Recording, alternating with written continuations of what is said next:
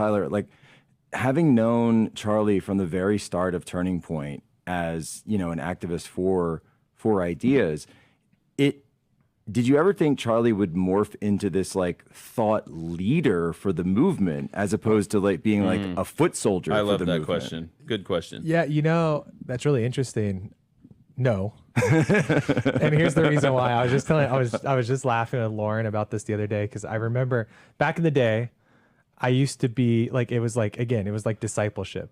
Like the early disciples were Andrew and Stacy and a few others, like a lot of people that you'll see right along the way, and this whole group obviously.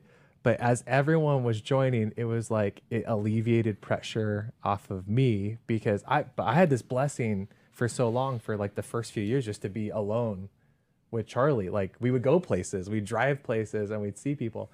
And I remember I was laughing with Lauren about this because I remember like the very beginning when people first started stopping Charlie, like very intermittently, like the very early, like, and I thought they were such weird people because I was like, how the heck do you know Charlie Kirk? I'm like, First thought crime of the night.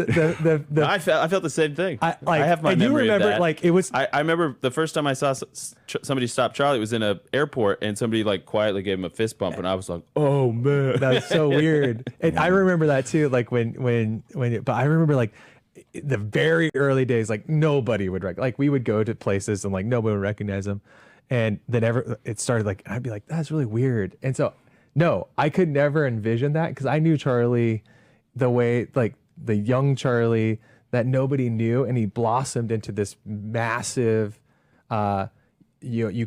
inescapable thought leader, right? Like where it's like his thoughts were so good, were so meaningful, so impactful with determining how people thought about the news of the day.